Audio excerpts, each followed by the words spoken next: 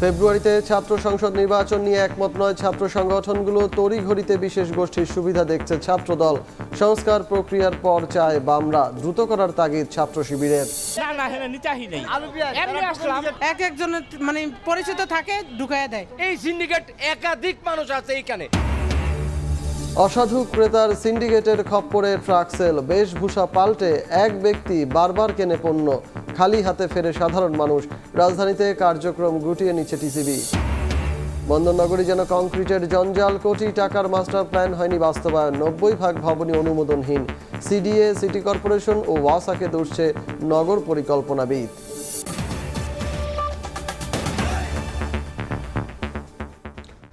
সকালের সময় সঙ্গে আছি আমি সজল মিত্র রিচার্ড। আওয়ামী লীগকে বন্ধু বানাতে গিয়ে ভারত বাংলাদেশের মানুষকে শত্রু বানিয়ে ফেলেছে বলে মন্তব্য করেছেন বিএনপির স্থায়ী কমিটির সদস্য হাফিজ উদ্দিন আহমদ। আলাদা আয়োজনে দলটির আরেক নেতা ডক্টর খন্দকার মোশাররফ হোসেন বলেন, সম্প্রীতির বাংলাদেশে উস্কানি দিয়ে পরিস্থিতি ঘোলাটে করার অপচেষ্টা চলছে। আর রুহুল কবির রিজভী বলেছেন, বাংলাদেশে আধিপত্য কায়েম করতে উঠে পড়ে লেগেছে ভারত। ভারতীয় মিডিয়ায় বাংলাদেশ বিরোধী অবস্থান ও ষড়যন্ত্রের বিরুদ্ধে প্রতিদিনই প্রতিবাদ জানাচ্ছে বিএনপি সহ বিভিন্ন রাজনৈতিক দল। এমনকি ভারতীয় পণ্য বর্জনের ডাক দিয়ে আন্দোলনও করছেন তারা। শুক্রবার সকালে গুলশানে দেশীয় পণ্য কিনতে উদ্বুদ্ধকরণের এক অনুষ্ঠানে বিএনপির সিনিয়র যুগ্ম মহাসচিব রুহুল কবির রিজভী বলেন, সাম্প্রদায়িক উস্কানির মাধ্যমে ভারত বাংলাদেশে আধিপত্য কায়েমের চক্রান্ত করছে। যে আপনারা উঠে পড়ে লেগেছেন বাংলাদেশের বিরুদ্ধে অপপ্রচার করতে, আর সেই সাম্প্রদায়িকতার ধোঁয়া তুলে কট্টর হিন্দুবাদীদেরকে উস্কে দিয়ে আপনারা চাচ্ছেন উপমহাদেশে আপনাদের আধিপত্য কায়েম। আপনাদের এই ধরনের অপরকে ঘৃণা করার মনোভাবের কারণে আজকে নেপাল আপনাদের সাথে নেই, আজকে ভুটান আপনাদের সাথে আর নেই, আজকে শ্রীলঙ্কা আপনাদের সাথে নেই, আজকে মালদ্বীপ আপনাদের সাথে নেই, পাকিস্তান তো নেই প্রথম থেকে, বাংলাদেশ আপনাদের সাথে নেই। এদিকে জাতীয় প্রেস ক্লাবে এক আলোচনা সভায় যোগ দিয়ে বিএনপির স্থায়ী কমিটির সদস্য অবসরপ্রাপ্ত মেজর হাফিজ উদ্দিন আহমেদ বলেছেন, শেখ হাসিনাকে বন্ধু বানাতে গিয়ে ভারত বাংলাদেশের মানুষকে শত্রু বানিয়েছে। ভারত সরকারের সবচেয়ে বড় ভুল হলো বাংলাদেশের মানুষকে তারা শত্রু বানিয়ে ফেলেছে। আওয়ামী লীগকে বন্ধু বানাতে গিয়ে তারা জনগণের সাথে বন্ধুত্ব চায় না। এই ধরনের একটা দল যারা লুটপাট চোরের দল, চোরতন্ত্র প্রতিষ্ঠা করেছে বাংলাদেশে, তাদের সাথে তারা বন্ধুত্ব করতে গিয়েছে। প্রতিবেশীদেরকে উত্ত্যক্ত করা হলো ভারতের হ্যাবিট। এর আগে সকালে প্রেস ক্লাবে আরেক আলোচনা সভায় বিএনপির স্থায়ী কমিটির সদস্য ডক্টর খন্দকার মোশাররফ হোসেন দাবি করেন, শেখ হাসিনা ভারতে অবৈধভাবে অবস্থান করে দেশবিরোধী ষড়যন্ত্র করছেন। স্বৈরাচার ফ্যাসিস্ট চিহ্নিত হয়ে দেশ থেকে পলায়ন করতে বাধ্য হয়েছে। তারা আজকে একটি দেশে আশ্রয় গ্রহণ করেছে এবং সেটা কিন্তু বৈধভাবে আশ্রয় গ্রহণ নয়, অবৈধভাবে একটি দেশে আছে। সেখান থেকে তারা ষড়যন্ত্র করবে, তারা চেষ্টা করবে বাংলাদেশে একটা অশান্তি সৃষ্টির জন্য, আমাদের মধ্যে বিভেদ সৃষ্টি করার জন্য। সরকার যে সংস্কারগুলো করতে চাচ্ছে সেগুলো দ্রুত শেষ করে আমাদেরকে নির্বাচনের দিকে যেতে হবে। ঐক্যবদ্ধভাবে দেশবিরোধী সব চক্রান্ত প্রতিহতের ডাক দেন বিএনপি নেতারা। ঐক্যবদ্ধ হয়েছিল। আহমেদ সালেহিন, সময় সংবাদ, ঢাকা। আগামী 9 ডিসেম্বর বাংলাদেশ সফরে আসছেন ভারতের পররাষ্ট্র সচিব বিক্রম মিশ্রি। শুক্রবার নিয়মিত সংবাদ সম্মেলনে জানান ভারতীয় পররাষ্ট্র মন্ত্রণালয়ের মুখপাত্র রণধীর জয়সওয়াল। তার এ সফরে দুই দেশের স্বার্থ সংশ্লিষ্ট বিভিন্ন বিষয় নিয়ে আলোচনার কথা রয়েছে বলেও জানান তিনি। এ সময় বহিষ্কৃত ইসকন নেতা চিন্ময় কৃষ্ণ দাসের গ্রেফতারের বিষয়ে জয়সওয়াল বলেন, বাংলাদেশের বিচার ব্যবস্থার উপর আস্থা রয়েছে ভারতের। We want to reiterate our position again that they have legal rights, and we hope that these legal rights will be respected and that the trial will be fair, transparent. They will get a fair and transparent. দ্রুত ছাত্র সংসদ নির্বাচনে বিশেষ গোষ্ঠীর সুবিধা দেখছে জাতীয়তাবাদী ছাত্রদল। আর বামপন্থী সংগঠনগুলো বলছে, নির্বাচন পদ্ধতি ও কাঠামোগত সংস্কারের পরই হতে হবে সংসদ নির্বাচন। অন্যদিকে দ্রুত সময়ের মধ্যেই নির্বাচন চায় ছাত্র শিবির। কয়েকদিন আগে ফেব্রুয়ারির মধ্যেই ছাত্র সংসদ নির্বাচন চেয়েছে বৈষম্যবিরোধী ছাত্র আন্দোলন। ধ্রুব ব্যানার্জির প্রতিবেদন। আগামী ফেব্রুয়ারির প্রথম সপ্তাহের মধ্যে ছাত্র সংসদ নির্বাচনের প্রক্রিয়া যেন শুরু হয় এবং ফেব্রুয়ারির মধ্যেই ছাত্র সংসদ নির্বাচন প্রক্রিয়া শুরু করার আহ্বান জানিয়েছে বৈষম্য বিরোধী ছাত্র আন্দোলন। সম্প্রতি 30টি ছাত্র সংগঠনের সঙ্গে বৈঠকে এ নিয়ে আলোচনাও করে অভ্যুত্থানে নেতৃত্ব দেয়া সংগঠনটি। তবে ফেব্রুয়ারিতেই নির্বাচন নিয়ে একমত নয় ছাত্র সংগঠনগুলো। জাতীয়তাবাদী ছাত্রদল মনে করে তড়িঘড়ি নির্বাচন হলে বিশেষ একটি গোষ্ঠী সুবিধা পাবে। জাতীয় নির্বাচনের আগেই ছাত্র সংসদ নির্বাচন করলে সকল সমস্যার সমাধান হয়ে যাবে, এরকম বিষয় আমরা মনে করছি না। আমরা মনে করছি দুইটি আলাদা প্ল্যাটফর্ম। ছাত্র জনতার গণ অভ্যুত্থানের পরে যে একটি তড়িঘড়ি করে ছাত্র সংসদ নির্বাচনের ব্যবস্থা করা হচ্ছে, বিশেষ করে ঢাকা বিশ্ববিদ্যালয়ের ছাত্র সংসদ নির্বাচন, সেটি অত্যন্ত তাড়াহুড়ো করা হচ্ছে। এটি কোনো উদ্দেশ্য প্রণোদিতভাবে করা হচ্ছে বলে আমরা মনে করছি।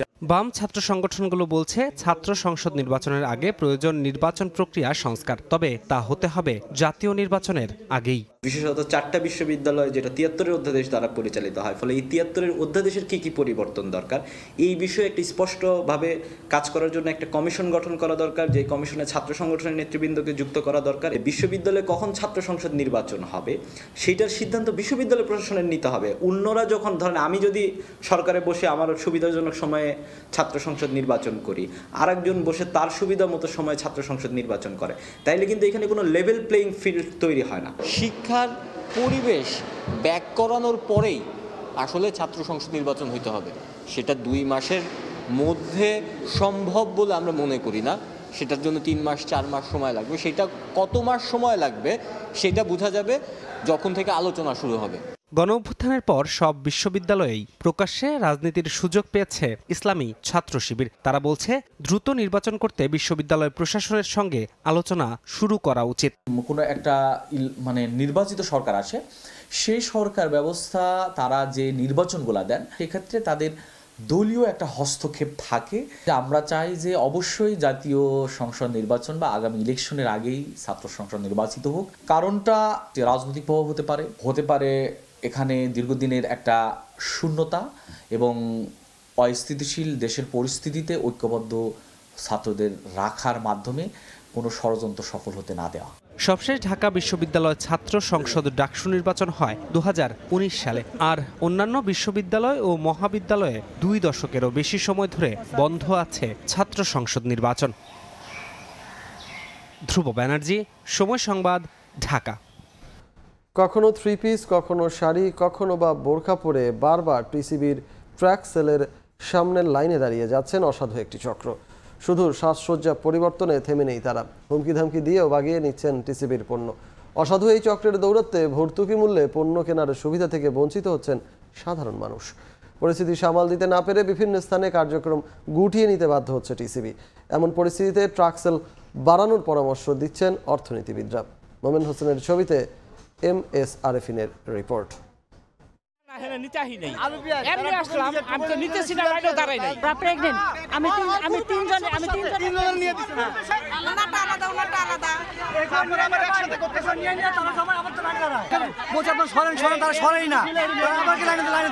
সামনে থেকে এখন লোক থাকে, একজনের পরিচিত থাকে, ঢুকাইয়া দেয়। পিছের মানুষ পায় না, অনেকে সিরিয়াল ধরে এখন ভাগ্য থাকলে পামু, ভাগ্য না থাকলে পামু না। এদের নিজস্ব লোকজন রাখে যায়, 1 ঘন্টা পর এসে বলবে, সামনে এসে বলবে আমি এখানে ছিলাম। ওদের লোকজন বলবে হ্যাঁ আমরাও ছিলাম। এই সিন্ডিকেট একাধিক মানুষ আছে এইখানে।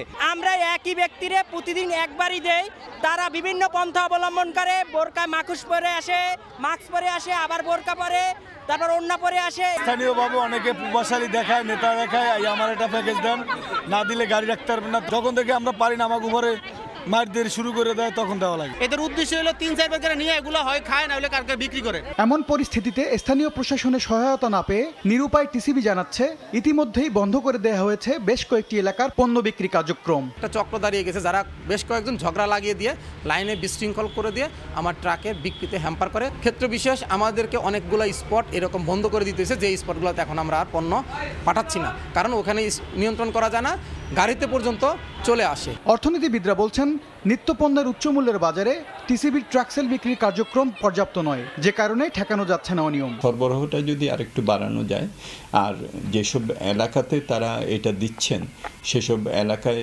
যে আইন শৃঙ্খলা বাহিনী আছেন তাদেরকে সম্পৃক্ত আরও বেশি করা যায়, তাহলে আমার মনে হয় যে এই সমস্যাটা সমাধান করা যাবে। রাজধানীতে সপ্তাহে 5 দিন 50টি স্থানে ট্রাক সেলের মাধ্যমে বিক্রি কার্যক্রম চালায় টিসিবি। প্রতিটি ট্রাক থেকে কার্ড ছাড়াও 350 জন ক্রেতা কিনতে পারেন টিসিবি পণ্য। MS আরেফিন, সময় সংবাদ, ঢাকা। মাস্টার প্ল্যানে খরচ কোটি কোটি টাকা, অথচ সেই পরিকল্পনা বন্দি কাগজে কলমে, যে কারণে চট্টগ্রাম শহর পরিণত কংক্রিটের জঞ্জালে। অনুমোদনহীন ভবন ও স্থাপনায় সৌন্দর্য হারাচ্ছে বন্দরনগরী। এজন্য চট্টগ্রাম উন্নয়ন কর্তৃপক্ষ, সিটি কর্পোরেশন আর ওয়াসার সমন্বয়হীনতাকে দোষেন নগর পরিকল্পনাবিদ। আর সরকারি সেবা সংস্থাগুলো অভিযোগের তীর ছুড়ছেন একে অন্যের দিকে। সাখাওয়াত টিপুর ক্যামেরায় কমলদের রিপোর্ট। পাখির চোখে বাণিজ্যিক রাজধানী, একের পর এক বহুতল ভবন, যেন এক কংক্রিটের শহর। সিডি এর তথ্য বলছে ৬০ বর্গ মাইলের চট্টগ্রাম নগরীতে বহুতল ভবন রয়েছে ৪,০১,৭২১টি। এর মধ্যে ৩,৮৭,০০০ ছয়তলা, ১৩,৪৮০টি দশতলা এবং ৪৮৪টি দশতলার বেশি উচ্চতার ভবন। অভিযোগ রয়েছে এইসব অবকাঠামোর ৯০% গড়ে উঠেছে ইমারত নির্মাণ আইন না মেনে। পরিকল্পনাবিদরা বলছেন, পরিকল্পিত নগরী নির্মাণে ৩০ থেকে ৪০% খোলা জায়গা রাখার বিধান থাকলেও চট্টগ্রামে রয়েছে মাত্র ৫ থেকে ৭%। এই নগরে কি নিঃশ্বাস নেওয়ার মতো কোনো জায়গা আছে? কোনো লোভ প্রলোভনের কাছে আত্মসমর্পণ, কিন্তু আপোষের কারণে এই নগর অপরিকল্পিতভাবে গড়ে উঠেছে এবং এই নগরকে জঞ্জালমুক্ত রাখতে পারে নাই, কেউ রাখার চেষ্টাও করেনি। শুধুই কি ব্যক্তি, নিয়ম ভেঙেছে সরকারি প্রতিষ্ঠানও। চট্টগ্রাম উন্নয়ন কর্তৃপক্ষের তৈরি করা 4টি ফ্লাইওভারের পাশাপাশি নতুন এলিভেটেড এক্সপ্রেসও অপরিকল্পিত বলছেন নগর পরিকল্পনাবিদরা। চট্টগ্রাম নগরের যে রোড উইডথ আছে, main road width, it is sufficient enough only management করে আরও 20 বছর চলবে। কেউ বলো ফ্লাইওভার করো, কেউ বলো ওভার করো, এগুলো বলছে কারা? আর দে প্ল্যানার, আর দে ট্রান্সপোর্ট ইঞ্জিনিয়ার। কাজেই আপনারা ছাগল দিয়ে চাষ করতে চাচ্ছেন। অথচ ১৯৯৫ সালে চট্টগ্রাম নগরীর পূর্ণাঙ্গ মাস্টার প্ল্যান প্রণয়ন করা হয়, কিন্তু তা বাস্তবায়নে এগিয়ে আসেনি সরকারি কোনো সংস্থা। এজন্য এককভাবে দায় নিতে নারাজ চট্টগ্রাম উন্নয়ন কর্তৃপক্ষ। তাদের দাবি, সিটি কর্পোরেশন সহ অন্যান্য সেবা সংস্থাও ইমারত আইন ভঙ্গ করেছে। আমরা যেখানে ওপেন স্পেস রেখেছিলাম, আমরা যেখানে খেলার মাঠ রেখেছিলাম, সেগুলো সবগুলো অকুপাইড হয়ে গেছে। নানান ধরনের লোকজন আইসা এইগুলো সংরক্ষণ করে নাই। এটার দায়টা কিন্তু নট অনলি সিডিএ, এটা সিটি কর্পোরেশন সহ অন্যান্য সেবা সংস্থা যারা আছে সবারই কিন্তু এই দায় আছে।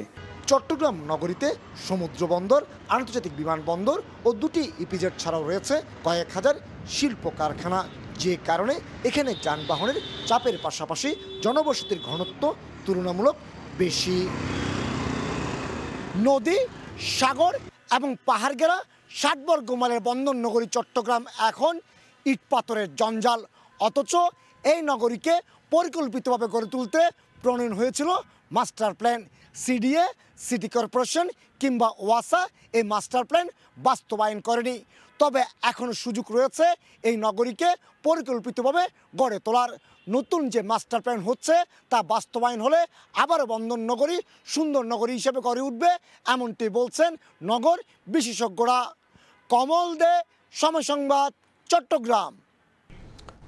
বঙ্গবন্ধু চেয়ারের দায়িত্বে আছেন 4 বছর, তবে বছর খানেক ধরে আসেন না ক্যাম্পাসে, কিন্তু মাসে মাসে বেতন নিয়েছেন ঠিকই। বিষয়টি নজরে আসার পর চট্টগ্রাম বিশ্ববিদ্যালয়ের বঙ্গবন্ধু চেয়ারের দায়িত্বে থাকা অধ্যাপক ডক্টর মুনতাসির মামুনের বেতন ভাতা বন্ধ করে দিয়েছে প্রশাসন।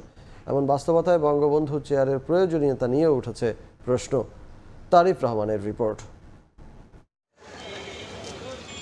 শেখ মুজিবুর রহমানের স্মৃতি সংরক্ষণ ও তার জীবন নিয়ে গবেষণার লক্ষ্যে চট্টগ্রাম বিশ্ববিদ্যালয়ে 2020 সালে প্রতিষ্ঠা করা হয় বঙ্গবন্ধু চেয়ার। 2021 সালের 27 ফেব্রুয়ারি 2 বছরের জন্য নিয়োগ দেওয়া হয় ইতিহাসবিদ অধ্যাপক মুনতাসির মামুনকে। 2023 সালে তার মেয়াদ বাড়ানো হয় আরও 2 বছর। নীতিমালা অনুযায়ী বছরে অন্তত 2টি প্রবন্ধ ও 4টি সেমিনারে অংশ নেওয়ার কথা ছিল তার, কিন্তু গত বছরের মার্চ থেকে তিনি কাজের অগ্রগতির কোনো প্রতিবেদন বিশ্ববিদ্যালয়ে জমা দেননি। অথচ বেতন ভাতা বাবদ নিয়েছেন 47,64,800 টাকা। বিশ্ববিদ্যালয় কর্তৃপক্ষের সিদ্ধান্ত অনুসারে নভেম্বর থেকে আমাদের ওনার বেতন বন্ধ আছে। যদি আদায় করার কোনো সিদ্ধান্ত প্রশাসন থেকে আসে তাহলে সেগুলো আমরা ওনাকে লিখিত চিঠি দিয়ে জানাবো যে আপনার বেতনগুলো এই কারণে ফেরত দেওয়া দরকার, আপনি ফেরত দিয়ে দেবেন। নিয়মিত বেতন ভাতা নিলেও 1 বছর ধরে বিশ্ববিদ্যালয়ে আসেন না অধ্যাপক মুনতাসির খান মামুন। নীতিমালা অনুযায়ী উনি যা যা করার কথা ছিল তেমন কোনো কিছু করেননি। সব থেকে যেটা দুর্ভাগ্যজনক, 2023 সালের মার্চ মাসের পর থেকে এ পর্যন্ত মুনতাসির মামুন সাহেব চট্টগ্রাম বিশ্ববিদ্যালয়ে একবারের জন্য আসেননি। যে টাকাটা গচ্ছা হয়েছে এতদিন পর্যন্ত, এটা আসলেই গচ্ছা। নতুন প্রশাসন দায়িত্ব নেয়ার পর চলতি বছরের নভেম্বরে মুনতাসির খান মামুনের বেতন ভাতা বন্ধ করে দেওয়া হয়। এই বিষয়ে শীঘ্রই প্রয়োজনীয় ব্যবস্থা নেওয়া হবে বলে জানিয়েছে বিশ্ববিদ্যালয় প্রশাসন। 5 আগস্টের আগে একাডেমিয়াতে প্রশাসনে যে ধরনের দুর্নীতি দেখেছি, অপচয় দেখেছি, অন্যায় দেখেছি, এই জিনিসগুলো আমরা দেখতে চাইছি না। অভিযোগের বিষয়ে জানতে অধ্যাপক মুনতাসির মামুনের সঙ্গে মুঠোফোনে বারবার যোগাযোগের চেষ্টা করা হলেও পাওয়া হয়নি। তারিফ রহমান, সময় সংবাদ, চট্টগ্রাম। লক্ষ্মীপুরে আশঙ্কাজনক হারে বাড়ছে শিশুশ্রম। অভাবের তাড়নায় ঝুঁকিপূর্ণ কাজ করছে কোমলমতি শিশুরা। অপরাধ জেনেও পারিশ্রমিক কম হওয়ার সুযোগ কাজে লাগাচ্ছেন বহু প্রতিষ্ঠান মালিক। শিশুশ্রম বন্ধে সরকার কাজ করছে বলে জানিয়েছে সমাজসেবা অধিদপ্তর ও জেলা প্রশাসন। মাঝারুল আনোয়ার টিপুর রিপোর্ট। বেড়ে ওঠার কথা বাবা মায়ের স্নেহ মমতায়, স্বপ্ন বোনার কথা সাদা পৃষ্ঠার কালো হরপে। শৈশবের সে আনন্দ, স্বপ্ন আর সম্ভাবনা অধরা থাকে এইসব শিশুদের। পরিবারের অভাব তাদের ঠেলে দিয়েছে শিশুশ্রমে। গৃহস্থলী থেকে নির্মাণ শিল্প, ইটভাটা, কৃষি বা কারখানায় নিত্যদিন চলে জীবনের লড়াই। লক্ষ্মীপুরের প্রায় সব জায়গায় চোখে পড়বে এই দৃশ্য। ঝুঁকিপূর্ণ কাজ করছে কোমলমতি শিশুরা। যদিও মাসে বেতন মিলছে মাত্র 1,500 থেকে 2,000 টাকা। কেউ বা কাজ করছে শুধু 3 বেলা খাবারের বিনিময়ে। এইসব শিশুর পরিবারের অভাব অনটনের সুযোগ নিচ্ছে এক শ্রেণীর প্রতিষ্ঠান মালিক। আমি এখানে কাজ শিখি, 3 বেলা খাবার খাই, বেতন পাই না। আমি এখানে কাজ করি, 1 বেলা খাই, বেতন অনেক পাই নাই। গ্যারেজে কাজ শিখি, কোম্পানি 3 বেলা খাওয়ায় আর মাসে 1500 টাকা বেতন দেয়। ছোট পোলা বান্ধে আনি এখানে আমি কাজ শিখাইতেছি। কাজটা শিখুন লাগবো, আমি তো এককালে শিশু ছিলাম এগুলোর মতন, আমি কাজ শিখছি না। শিক্ষাবিদরা বলছেন শিশু শ্রম কোনো সভ্য সমাজেই গ্রহণযোগ্য হতে পারে না। এই বিষয়ে সরকারের নজরদারি বাড়ানো সহ জনসচেতনতার বিকল্প নেই। স্বাভাবিক কোনো আইন, নিয়ম, শৃঙ্খলা না থাকায় এক শ্রেণীর অসাধু মানুষ এই ভবিষ্যৎ নাগরিকদেরকে মানসিকভাবে ধ্বংস করছে, শারীরিকভাবেও তারা ভালোভাবে বেড়ে উঠছে না। তো এটি উদ্বেগজনক। শিশু শ্রমে জড়িতদের বিরুদ্ধে আইনি ব্যবস্থা নেওয়া হবে বলে জানিয়েছে স্থানীয় প্রশাসন। লক্ষ্মীপুর জেলায় শিশু শ্রম আশঙ্কাজনক হারে বৃদ্ধি পেয়েছে। এটি আসলে আমার জন্য অত্যন্ত উদ্বেগের বিষয়। যেসব কলকারখানার মালিক বা ফার্মের মালিকগণ শিশুদেরকে শিশু শ্রমে নিয়োজিত করছেন এ বিষয়ে সচেতন না হয়, তাহলে আমরা এটি আসলে আইনগতভাবে ব্যবস্থা গ্রহণ করতে হবে। যেসব প্রতিষ্ঠানের মালিকের কথা বলছেন তাদেরকে নিয়েও আমরা কথাবার্তা বলেছি এবং আমাদের যে কমিটি আছে তাদেরও মোটিভেশনাল কার্যক্রম অব্যাহত আছে এবং আগামী দিনেও আমরা বসবো, কারণ আমরা চাই না কোনো শিশু এই ঝুঁকিপূর্ণ শ্রমের মধ্যে আসুক। লক্ষ্মীপুরের বিভিন্ন কারখানায় 2000-এর বেশি শিশু শ্রমিক কাজ করলেও সঠিক পরিসংখ্যান নেই সমাজসেবা অধিদপ্তরের কাছে। মাঝারুল আনোয়ার টিপু, সময় সংবাদ, লক্ষ্মীপুর। কাগজে কলমে ডাস্টবিন 52টি, বাস্তবে তার দেখা মেলা ভার। 32 বছরেও নির্মাণ করা যায়নি স্থায়ী ডাম্পিং স্টেশন। তাই নোয়াখালীর চৌমুহনী পৌরসভার বাসিন্দাদের দুর্ভোগ নিত্যসঙ্গী। পথে পথে ময়লা আবর্জনার স্তূপ বাড়াচ্ছে স্বাস্থ্য ঝুঁকিও। সংকট নিরসনে চলছে চিঠি চালাচালি। সাইফুল্লাহ কামরুলের তথ্য, সাদ্দাম হোসেন রকির ছবিতে রিপোর্ট। যেখানে সেখানে ময়লা আবর্জনা স্তূপ, দুর্গন্ধে দুর্ভোগ নিত্যসঙ্গী। নোয়াখালীর চৌমুহনী পৌরসভার বাসিন্দাদের পথ চলতে হয় অন্তহীন এই ভোগান্তি নিয়েই। 32 বছর আগে প্রথম শ্রেণীর পৌরসভা হিসেবে স্বীকৃতি মিললেও সংকটের বৃত্তে এখনো আটকা এখানকার বাসিন্দারা। বলছেন নিয়মিত কর দিয়েও মিলছে না নাগরিক সেবা। সাধারণ মানুষগুলো চলাচল করতে অনেক কষ্ট হয়, সেক্ষেত্রে এখানে যদি এটা একটা প্রতিরোধ করা হয় তাহলে সবার জন্য একটু ভালো হয়। ময়লা আবর্জনা এগুলো আমাদের পুরো এলাকার জন্য একটা কি সমস্যা হয়ে দাঁড়াতেছে, এগুলো দেখবে কি যে যত্রতত্র এখান থেকে যে ময়লা আবর্জনাগুলো আছে এগুলো নিয়ে যাওয়া হয় এবং যথাস্থানে ফেলা হয়। স্থানীয়রা বলছেন 52টি ডাস্টবিন থাকার কথা বলা হলেও অস্তিত্ব নেই একটিরও, যে কারণে রাস্তার পাশেই ফেলা হচ্ছে ময়লা আর হাসপাতাল ক্লিনিকের বর্জ্য। এতে বাড়ছে স্বাস্থ্য ঝুঁকি। এখানে পৌরসভার মেয়রও জানে, কমিশনারও জানে, সবাই জানে, কিন্তু ওনারা বলে না এই কাঁচরাগুলা অ্যাকসেপ্ট করে তোমরা হালো, এই এলাকার পরিবেশগুলো নষ্ট হয়ে যেতেছে। এইটা তো একটা মেইন রাস্তা, মেইন রোড, এই রোডের মাঝখানে ময়লাগুলো ফেলানো আমাদের চলাফেরা আশেপাশে সবার একটা বিশাল ঝুঁকির মধ্যে আছে। স্থায়ীভাবে ডাম্পিং স্টেশন নির্মাণে ঊর্ধ্বতন কর্তৃপক্ষের কাছে প্রস্তাব পাঠানো হয়েছে বলে জানিয়েছে স্থানীয় প্রশাসন। নতুন ডাম্পিং স্টেশনে আমরা আমাদের যে ময়লা আবর্জনা যেগুলো আছে সেগুলো ফেলবো, কিন্তু আমরা সরকারের প্রতি আমরা দৃষ্টি আকর্ষণ করেছি আমাদের এখন জরুরি ভিত্তিতে আসলে 2টা যানবাহন যদি দেয়া হয় তাহলে হচ্ছে এই বর্জ্য ব্যবস্থাপনাটা আরো খুব ভালো হবে। 1973 সালে প্রতিষ্ঠিত চৌমোহনী পৌরসভার আয়তন 20.70 বর্গ কিলোমিটার, যেখানে বাস করেন 1,48,000 মানুষ। সময় সংবাদ, নোয়াখালী। গত 5 বছরে ফেনীতে প্রায় 40 লাখ মেট্রিক টন আমন চাল উদ্বৃত্ত থাকলেও এবছর দেখা দিয়েছে খাদ্য ঘাটতির শঙ্কা। গত আগস্টে ভয়াবহ বন্যায় 40,000 হেক্টর জমি নষ্ট হয়ে যাওয়ায় দেখা দিয়েছে এ সংকট। কৃষি বিভাগ জানায় 1.25 লাখ মেট্রিক টন খাদ্য ঘাটতি কমাতে নেওয়া হয়েছে নানা উদ্যোগ। জুলহাস তালুকদারের ক্যামেরায় বক্তার মুন্নার রিপোর্ট। গত 20 আগস্ট ফেনীর উজানে ভারতের ত্রিপুরা রাজ্য থেকে ধেয়ে আসা পাহাড়ি ঢলে তলিয়ে যায় জেলার বিস্তীর্ণ এলাকা। অঞ্চলভেদে 5 থেকে 15 ফুট উচ্চতায় পানির নিচে তলিয়ে থাকায় নষ্ট হয় ঘরবাড়ি, ফসলি জমি।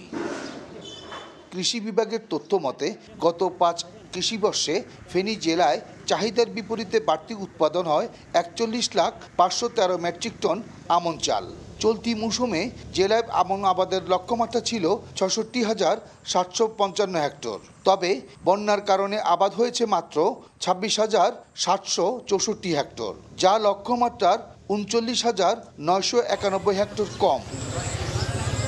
ফলে আবাদ অনুযায়ী চলতি আমন মৌসুমে এ জেলায় চাল উৎপাদনের ঘাটতির আশঙ্কা 1,25,621 মেট্রিক টন। কৃষক বলছেন ক্ষেত থেকে যা ধান পাওয়া যাচ্ছে তা পরিবারের চাহিদাই মেটানো যাচ্ছে না। ডলের কারণে সারা নষ্ট গেছে, জমি চাষে হানি কমছে। আরো এই ধানটা উঠলে আমরা কিছু খোরাকি হইতো, এই ধানটা আমরা চলে গেছে, চলে যাওয়ার পর আমরা কীভাবে খোরাকি চালামো, কীভাবে এরকম আমাদের সবারই টেনশনে। এই ফসলের ধান কিছু ফাইলে জ্বালা বসাই আনার আরো। কৃষি বিভাগ জানায় খাদ্য ঘাটতি কমাতে কৃষকদের নানামুখী পরামর্শ দেওয়া হচ্ছে। আমনের ক্ষতিটা করে দেন খালি জায়গা, সেগুলোতে সবজি উৎপাদন করে ক্ষতিটা পোষানো, আর এরপরে বিভিন্ন রবি ফসল এবং পরবর্তীতে বোরো আবাদ বাড়ানোর জন্য আমাদের চলতি মৌসুমে কৃষি বিভাগের পক্ষ থেকে ফেনী জেলার ৭৮,০০০ কৃষককে বিভিন্ন জাতের রবি শস্য, সবজির বীজ ও সার প্রণোদনা দেওয়া হয়েছে। বক্তার মুন্না, সময় সংবাদ, ফেনী। ব্রাহ্মণবাড়িয়ায় চলছে শুটকি উৎপাদনের ধুম। স্বাদে ও মানে ভালো হওয়ায় এখানকার শুটকির কদর দেশ জুড়ে। তাই প্রতি মৌসুমেই শত শত কোটি টাকার শুটকি তৈরি হয়ে থাকে মেঘনাপাড়ের এই জেলায়। ব্যবসায়ীরা বলছেন সহজ শর্তে ঋণ মিললে সম্ভব বৈদেশিক মুদ্রা অর্জন। সম্ভাবনাময় এ খাতে সরকারের নজর দেওয়া উচিত বলে মনে করেন অর্থনীতিবিদরা। হৃদয় পালের ক্যামেরায় উজ্জ্বল চক্রবর্তীর রিপোর্ট। সারি সারি বাঁশের মাচা, নদী হাওর থেকে মিঠাপানির মাছ এনে শুকানো হচ্ছে এসব মাচায়। প্রতি বছর সেপ্টেম্বর থেকে মার্চ পর্যন্ত চলে শুটকি তৈরির মহোৎসব। তবে এখানে পুঁটি মাছের চাপা শুটকি উৎপাদন হয় সবচেয়ে বেশি। দেশের গণ্ডি ছাড়িয়ে বিদেশেও রয়েছে ব্রাহ্মণবাড়িয়া আশুগঞ্জের শুটকির কদর। তবে মাচা তৈরি থেকে শুরু করে মাছ কেনা, শুকানো এবং রপ্তানি করতে প্রয়োজন হয় মোটা অঙ্কের পুঁজি। আর এই পুঁজি সংগ্রহ করতে দাদন ব্যবসায়ী কিংবা এনজিও সংস্থা সহ বিভিন্ন প্রতিষ্ঠানের কাছে ধর্ণা দিতে হয়। তাই উৎপাদন বাড়াতে সহজ শর্তে ঋণ চান শুটকি ব্যবসায়ীরা। 2 কোটি টাকা দরকার এই মাছ এই সিজনে। পুরা কোটি কোটি টাকার ব্যবসা হয়, কিন্তু আমাদেরকে লোন দেয় না। কেউ পুঁজি দিতেছে আর কেউ খাইটা দিতেছে, এর মধ্যে 50-50 করে এভাবে ব্যবসাটা চলতেছে। সম্ভাবনাময় এই খাতে সরকার নজর দিলে বৈদেশিক মুদ্রা অর্জন সম্ভব বলছেন অর্থনীতিবিদরা। এটা যদি সুযোগ হয় যে সরকার একটা প্রাতিষ্ঠানিক উৎস হিসেবে একটু স্বল্প সুদে ঋণ দানের ব্যবস্থা করে, তাহলে এই শিল্পের বিকাশে সহযোগিতা হয়। কৃষি ব্যাংকের এক কর্মকর্তা জানান, ঋণ দিতে শুটকি ব্যবসায়ীদের তালিকা করা হচ্ছে। তালিকা সংগ্রহ করে যারা পাওয়ার যোগ্য তাদেরকে লোন দিচ্ছি। আমরা 5 লক্ষ টাকা জামানতবিহীন সিএমএর অধীনে অতি সহজে ঋণ দিতে পারি। তারপর নারী উদ্যোক্তা যারা বাংলাদেশ ব্যাংকের নারী উদ্যোক্তা স্কিমের আওতায় আমরা 5% রেটে লোন দিতে পারি। শুটকি উৎপাদন করে জেলার 3 উপজেলার 500 শতাধিক পরিবার সচল রেখেছেন সংসারের চাকা। প্রয়োজনীয় পৃষ্ঠপোষকতা এবং সহজ শর্তে ব্যাংক ঋণের ব্যবস্থা করা গেলে বছরে অন্তত 200 কোটি টাকার বাণিজ্য হবে বলে মনে করছেন ব্রাহ্মণবাড়িয়া অঞ্চলের শুটকি মাছ ব্যবসায়ীরা। উজ্জ্বল চক্রবর্তী, সময় সংবাদ, ব্রাহ্মণবাড়িয়া। অবশেষে জাতির কাছে ক্ষমা চাইলেন দক্ষিণ কোরিয়ার প্রেসিডেন্ট ইউন সুক ইয়োল। স্থানীয় সময় শনিবার সকালে টেলিভিশনে জাতির উদ্দেশ্যে দেওয়া ভাষণে ভবিষ্যতে সামরিক আইন জারির ঘটনার পুনরাবৃত্তি হবে না বলে প্রতিশ্রুতি দেন তিনি।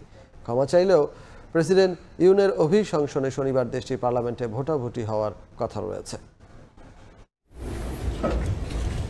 সামরিক আইন জারির ঘোষণা দেওয়ার 3 দিন পর নীরবতা ভাঙলেন দক্ষিণ কোরিয়ার প্রেসিডেন্ট ইউন সুক ইয়োল।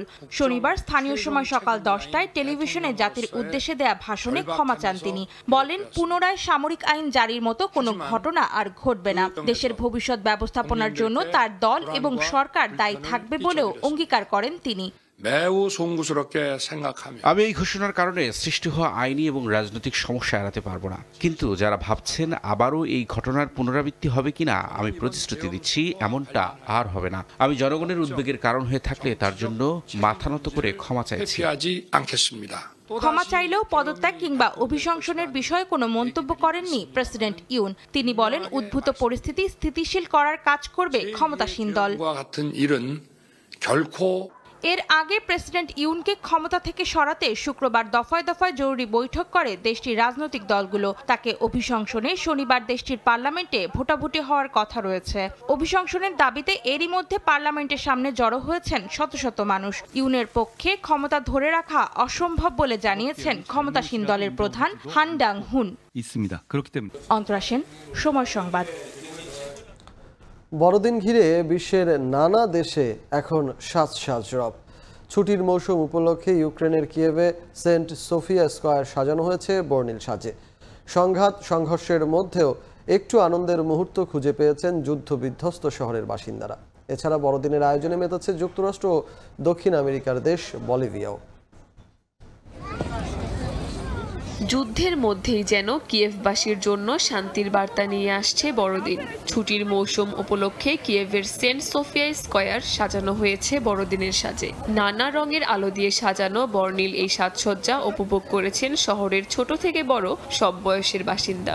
এত অনিশ্চয়তার মধ্যেও বিরল এই আয়োজনের ফলে উচ্ছ্বাস প্রকাশ করেন শহরটির বাসিন্দারা। এমনকি আয়োজনে যোগ দিয়েছিলেন কিয়েভের মেয়রও। আজকের আয়োজন কোনোভাবেই আমরা বাদ দিতে পারি না। ক্রিসমাস ট্রি বড়দিন উদযাপনের উৎসবে গুরুত্বপূর্ণ অংশ, তাই আমি মনে করি ক্রিসমাস ট্রির বিষয়টি খুবই ভালো হয়েছে। আজকাল আমাদের মধ্যে আশাব্যঞ্জক অনুভূতি কম, জীবনে আনন্দও কম। আমি মনে করি আজকের আয়োজনটি চমৎকার, আর তাই আমি এখানে এসেছি।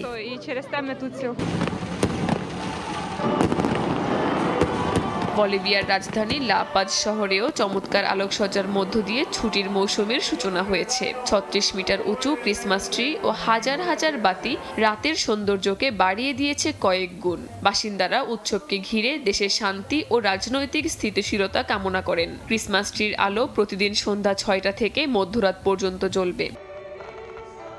যুক্তরাষ্ট্রের জর্জিয়া অঙ্গরাজ্যে একটি বাড়ির বড়দিনের সাজকে ঘিরে প্রতি বছর আগ্রহ তৈরি হয় দর্শনার্থীদের মধ্যে। এবছরও এর ব্যতিক্রম হয়নি। 12 লাখ এলইডি লাইট দিয়ে সাজানো হয়েছে বাড়িটি। ব্যয় হয়েছে $60,000 বেশি। লাইটস অব জয় জর্জিয়া অঙ্গরাজ্যের সবচেয়ে বড় আবাসিক আলোকসজ্জা হিসেবে পরিচিত।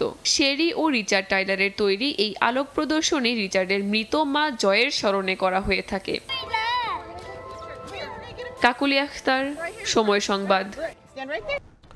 বাংলাদেশ আয়ারল্যান্ড নারী টি-20 সিরিজের খবর। প্রথম ম্যাচে হারের ক্ষত নিয়ে দ্বিতীয় টি-20তে মাঠে নামতে যাচ্ছে বাংলাদেশ। ঘরের মাঠে আর কোনো রকম ভুল করতে চায় না টাইগ্রেস, তাই সিলেটের ব্যাটিং বান্ধব উইকেটে বাড়তি চ্যালেঞ্জ নিয়েও আয়ারল্যান্ডকে অল্প রানে আটকানোর পরিকল্পনা দলের। বোলারদেরও বাড়তি দায়িত্ব নেওয়ার তাগিদ দিলেন পেসার জাহানারা আলম। সিলেট আন্তর্জাতিক ক্রিকেট স্টেডিয়ামে ম্যাচটি শুরু হবে আজ দুপুর 2টায়। দিগেন সিংহের ছবিতে জয়ন্ত কুমার দাসের রিপোর্ট। ঘরের মাঠ, ওয়ানডেতে আয়ারল্যান্ডকে হোয়াইট ওয়াশের আত্মবিশ্বাস আর ব্যাটারদের দুর্দান্ত ফর্ম, সবকিছু মিলে সুখের এক ছবি বাংলাদেশ নারী ক্রিকেট দলের। তবে এই সুখ স্মৃতিও হতাশায় রূপ নিল চায়ের দেশ সিলেটে। ক্রিকেটের সংক্ষিপ্ত সংস্করণে র্যাঙ্কিংয়ের বিবেচনায় আয়ারল্যান্ডই যে এগিয়ে সে পরিসংখ্যান মাথায় নিয়ে মাঠে নামে লাল সবুজ। তবে সিলেটের ব্যাটিং বান্ধব উইকেটে যে এমন অঘটন ঘটবে তা হয়তো মাঠে নামার আগে কল্পনাও করতে পারেনি জ্যোতি নাহিদারা। প্রথম টি-20তে জয়ের সম্ভাবনা জাগিয়েও হুচট খেতে হয় বাংলাদেশ নারী ক্রিকেট দলকে। সিরিজে টিকে থাকতে জ্যোতির দলের জয়ের কোনো বিকল্প নেই। পরের ম্যাচেই ঘুরে দাঁড়ানোর লক্ষ্য তাই পেসার জাহানারা আলমের।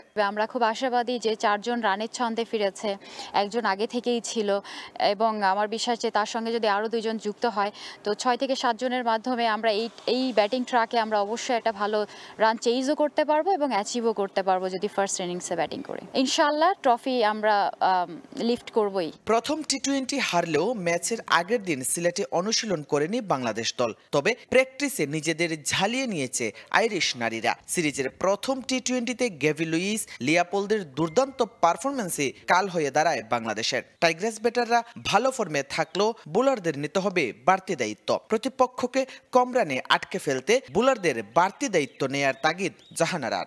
টি-20 ফরম্যাটটা একটু ডিফারেন্ট, আমরা সবাই জানি। এখানে আসলে বল বাই বল আপনাকে টার্গেট করতে হবে, ফোকাস করতে হবে। হান্টার, গেবি, পল এবং সো আমার মনে হয় যে এদেরকে যদি আমরা কুইক নিয়ে নিতে পারি বোলিংয়ে তাহলে আমার বিশ্বাস যে খুব ইজিলি আমরা ওদেরকে লো টোটালে আমরা বুক করতে পারবো। 3 ম্যাচ সিরিজের দ্বিতীয় টি-20তে ঘরের মাঠে জয়ের লক্ষ্য বাংলাদেশ দলের। আয়ারল্যান্ডের প্রস্তুতিটা হয়েছে দুর্দান্ত।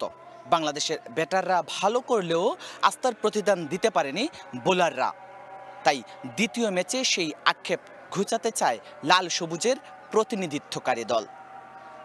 জয়ন্ত কুমার দাস, সময় সংবাদ, সিলেট। সকালের সময় শীর্ষ সংবাদগুলো জানিয়ে দিচ্ছি আরেকবার। ফেব্রুয়ারিতে ছাত্র সংসদ নির্বাচন নিয়ে একমত নয় ছাত্র সংগঠনগুলো। তড়িঘড়িতে বিশেষ গোষ্ঠীর সুবিধা দেখছে ছাত্র দল।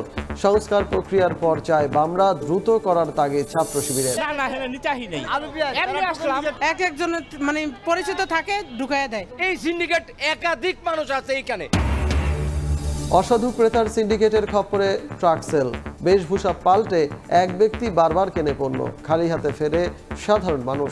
রাজধানীতে কার্যক্রম গুটিয়ে নিচ্ছে টিসিবি। এই ছিল সকালের সময়ে, সঙ্গে থাকুন সময়ের।